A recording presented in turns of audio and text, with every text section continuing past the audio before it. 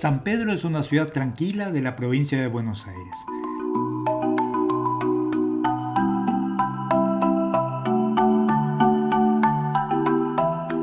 Allí recientemente cientos de personas cayeron en una trampa financiera. Lo que parecía una oportunidad increíble para ganar dinero irremediablemente terminó siendo una cruel estafa. Hoy la noticia está presente en todos los noticieros y en los portales de los diarios de Argentina. Te voy a explicar cómo ocurrió todo esto. Además, te contaré algo acerca de un personaje que se llamaba Ponzi, que ideó una estafa piramidal, y desde el punto de vista matemático fundamentaré que esquemas como ese colapsan irremediablemente. Como resultado de ese colapso, algunos pocos, muy pocos, ganan y la gran mayoría pierde toda su inversión. ¿Quién fue Carlo Ponzi? Fue un personaje nacido en Italia a fines del siglo XIX y que llegó a Estados Unidos con la esperanza de hacer fortuna, como muchos. Ponzi encontró su gran oportunidad en 1919.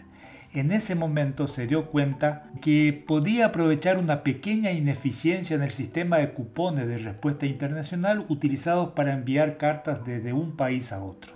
Lo importante es que Ponzi alrededor de eso prometió a los inversores que obtendrían un 50% de retorno en 45 días o un 100% en 90 días. Eso fue suficiente para atraer a miles de personas que querían multiplicar su dinero de manera rápida.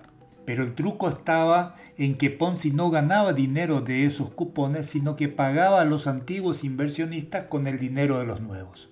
Le pagaba a Juan con lo que le robaba a Pedro y por supuesto también se pagaba a sí mismo con el dinero de otros. Así nació el esquema Ponzi, que le permitió recaudar millones de dólares, pero que inevitablemente colapsó cuando no pudo seguir atrayendo más inversores. En la historia hubo muchos estafadores parecidos a Ponzi. Utilizaban distintas formas, distintas maneras, distintos esquemas, pero el fondo era exactamente el mismo. El más conocido fue Bernard Madoff, quien pasó a la historia por llevar a cabo una de las mayores estafas en la historia de Wall Street. Nacido en el año 1938, Madoff fundó una firma de inversión en 1960 que más tarde se convirtió en el epicentro de un esquema Ponzi que defraudó a miles de inversores por un total estimado de 65.000 millones de dólares. Sin embargo, en 2008 su esquema colapsó y fue arrestado, revelando la magnitud de su fraude. Madoff fue condenado a 150 años de prisión, donde murió hace pocos años. Un esquema Ponzi es un fraude, donde los primeros inversionistas reciben retornos no del negocio, sino del dinero que ingresan los nuevos participantes. A medida que más personas se unan, los estafadores pueden mantener las apariencias, pero hay un problema. Ese modelo depende de un flujo constante de nuevos inversionistas. Matemáticamente, un esquema Ponzi se basa en la promesa de pagar a los primeros inversionistas con el dinero de los nuevos. Eso se representa mediante un crecimiento exponencial. Voy a explicar matemáticamente el tema. Denoto con K a una generación de inversionistas donde K es igual a 1, es la primera generación, los primeros inversores. Y N sub K es el número de inversores de la generación Késima. Con I voy a denotar la inversión de cada inversor y para este caso supongo que la inversión inicial es de 100 pesos. El retorno prometido es, por ejemplo, 50%, o lo que es lo mismo, R es igual a 0,5. Como ya te dije, en un esquema Ponzi, cada generación de inversores debe aportar suficiente capital para pagar el retorno prometido a la generación anterior. Entonces, tomemos la generación 1. Número de inversores inicial, 100. Inversión total de la generación 1 va a ser T1 igual a 10%, 1.000 pesos.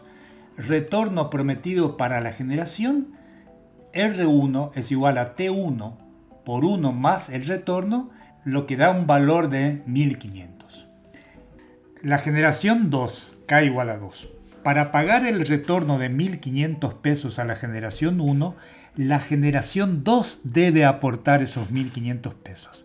Por lo tanto, debería tener 15 inversores esa generación. La generación 3 Para pagar el retorno 2 de 2.250 a la generación 2, justamente, la generación 3 debe aportar 2.250 pesos. Por lo tanto, el número de inversores de la generación 3 debería ser 22,5, o sea, 23, porque no puedo cortar a un inversor por la mitad. Voy a generalizar. Puedo establecer una relación recursiva para determinar el número de inversores necesarios para cualquier generación K. El número de inversores de la generación K es el número de inversores de la generación K-1 por 1 más el retorno. Y dado que R, el retorno, es igual a 0,5, entonces el número de inversores de la generación K es 1,5 por el número de inversores de la K-1. Y esta relación recursiva define una serie geométrica. Por ejemplo, el número de inversores de la generación 3 es 1,5 por el número de inversores de la generación 2. Y es igual a 1,5 por 1,5 por el número de inversores de la generación 1. Y esa relación recursiva define una serie geométrica. Entonces puedo expresar el número de inversores de la generación K como n por 1 por 1,5 elevado a la K-1. Donde para nuestro caso n1 es igual a 10 y k es el número de generación. Y esta es una serie geométrica. Una serie geométrica es una suma de números donde cada término después del primero se obtiene multiplicando el término anterior por una constante llamada razón. Por ejemplo, esta sería una serie geométrica, en la cual a es el primer término y r es la razón. En el ejemplo que estoy analizando, n1 es igual a 10 y la razón es igual a 1,5. Por lo tanto, nk, el número de inversores de la generación K, reitero, es igual al número de inversores de la generación 1 por la razón elevado a la K-1. Es evidentemente una serie geométrica y esa serie tiene infinitos sumandos. Una serie infinita con una razón o un módulo de razón mayor o igual que 1, como sucede en el ejemplo que estamos tomando, diverge, o sea que n sub k, el número de inversores, tiende a infinito cuando k tiende a infinito. Y ese número de inversores crece exponencialmente. Dado que el número de inversores aumenta en un 50% en cada generación, eventualmente se requerirá un número infinito de inversores para que el esquema sea sostenible. Como obviamente no hay un número infinito de inversores disponibles, entonces el esquema irremediablemente colapsa cuando no podemos arrimar el suficiente número de inversores para cumplir con los inversores anteriores. O sea que, aunque en la teoría la serie tiende a infinito, en la práctica el esquema colapsa en un número finito de generaciones debido a las limitaciones de mercado y a la incapacidad de atraer suficientes nuevos inversores. Esto se puede ver muy claramente si hago la gráfica del número de inversores en función de la generación. Es esta.